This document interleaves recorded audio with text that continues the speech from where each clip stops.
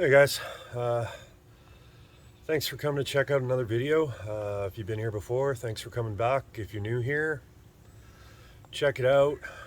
Give me a comment. Tell me what you think. If you guys haven't subscribed to the channel yet, do me a favor, subscribe to the channel. Help me out. Help me break that 1,000 mark and like the video.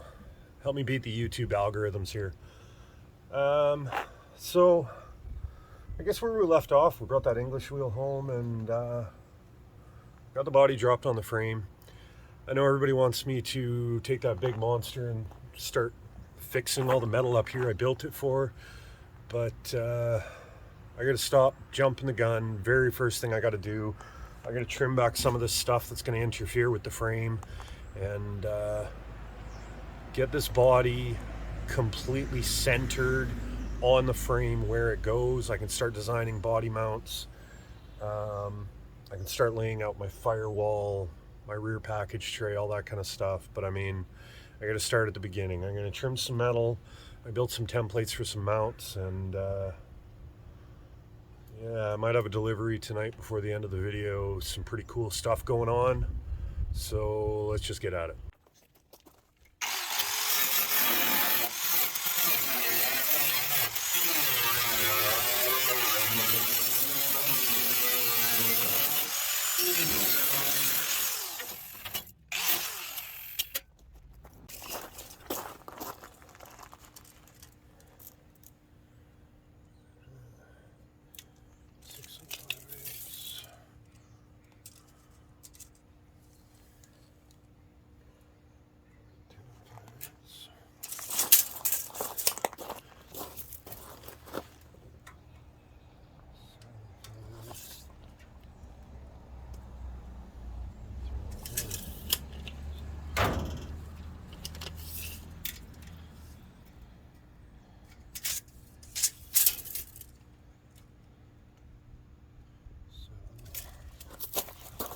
Quality control inspector's at it again, you know, taking a look. I think he's a little bit worried about the ground clearance at the moment though. So basically, most important thing here, I know that the rocker is flat to the bottom of the frame because they're both sitting on the pallet nice and flat. There's no gaps between them. They're sitting flat and parallel.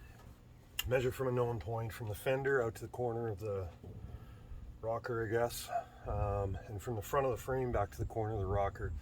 And basically I'm just trying to get them the exact same dimension or as close as possible. In my case, shove it back and forth a little bit. Everything's a little bit flexy, and I'm within 1/8 of an inch, which there's no guarantee that this rocker's perfect to the other side, but considering I didn't have to move it very far from where I had it all lined up and I was happy, that's good enough for me. Took a couple of pieces of 1/8 inch plate, and I'm literally just going to weld them along the frame and weld them to my rocker like that. Reason being, if I weld it like this, it'll try to flex this way. If I weld it like this, it'll try and flex up, out, down. In this case, I like to weld them 45, and I'll weld the ones at the back a different angle, and it'll kind of help lock everything in place. Still be a little bit of flex, but I'm not planning on moving it off of this pallet until I've got body mounts in there. This is just so that every time I open and close the door, I don't change my dimensions, basically. I want to be able to work on it without everything that I've measured being different.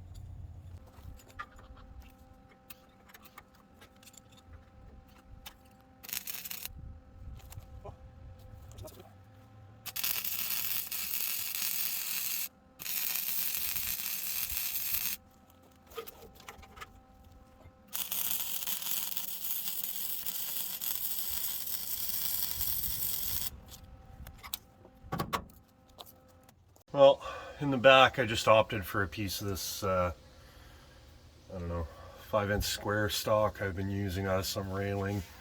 I've used it for a few things already, and it's solid. It'll hold it. It's not going to let it move side to side.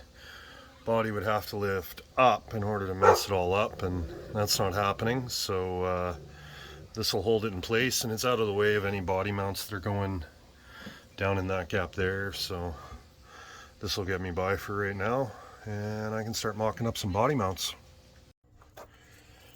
So for the body mounts, they're going to sit down in this pocket here. Now, I don't want or need a whole lot of movement. I just want some isolation from the frame to the body. It helps cut down on rattles and stuff. And it gives me a little bit of room for misalignment if anything moves just a little bit. So basically, what my plan is that if we were to take a cross section of this here, we've got the 2x4 box frame like that. And here we have the rocker metal. And that panel there is right here. So all I'm going to do is I'm going to go into CAD and I'm going to build a bracket, which essentially looks like that. On the top, there'll be a hole through the middle, say a 1/2 inch bolt. And I can just use a piece of even 1/4 inch thick rubber, something to isolate it. And on this side, we'll have a mount which welds to the inside edge of this. It comes up and over like that, and then braces up into the top of this, and this would have a flat piece connecting it, and either a capture nut, or I can put a hole in the floor where that bolt's going to be, which is probably the smarter move for me. So that basically I've got my rubber whatever there, a piece of rubber here, and a bolt that runs through here. Now I'm just going to draw this up in CAD. I won't bore anybody on this video with the CAD. I try to keep that to Mondays, but I'm going to run one at the front, one in the middle, and one at the B pillar. There'll be 3 body mounts per side. There'll be another body mount at the back by the trunk, and that's pretty much what's going to locate my body. There'll be 8 mounts on this. That's more than enough. I could probably even delete one in the middle here. I haven't decided yet, but when I go down to my buddy's shop here quick, I'm just going to end up with some plates that basically look like this, with a hole in the middle, and I can fold them over with my brake, burn them into place, put a piece of plate in there for all that matters, couple of washers, bolt everything together tight, and that's going to mount this to this permanently, well, semi-permanently, so that I can move on to more important things like my floor, which I don't want to do until all of this is dealt with.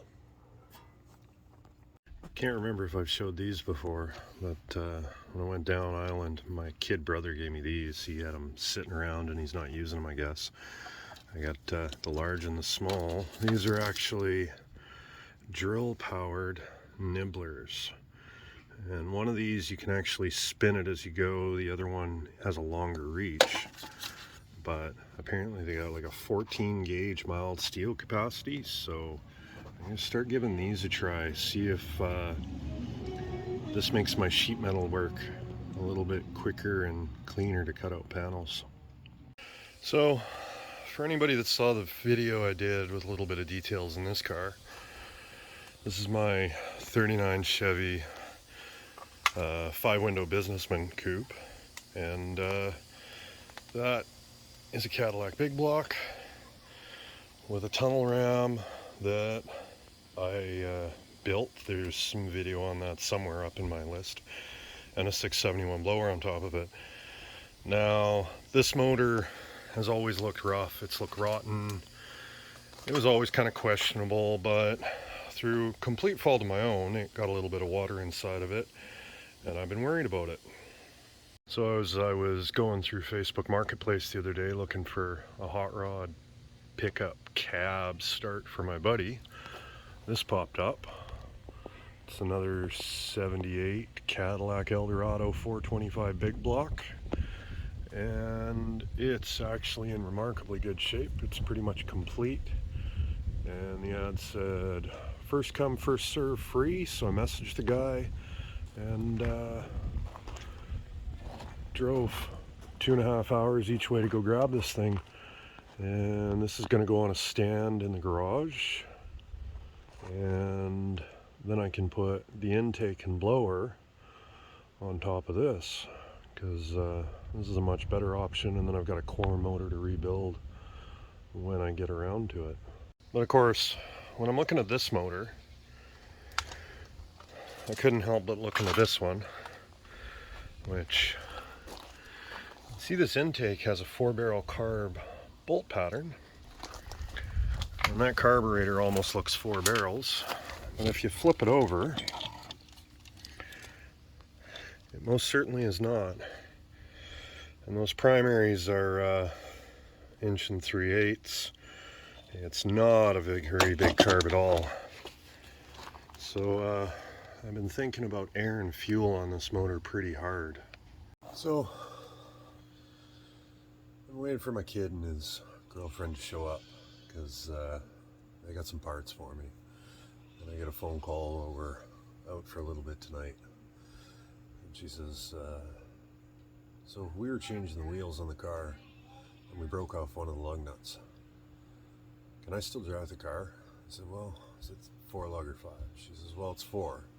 I'm like, well, it's probably not in your best interest, but, and as I'm trying to explain, I hear my son in the background say, we just broke another one. And I said, well, no, you're parked now. 2 out of 4 is not good enough. So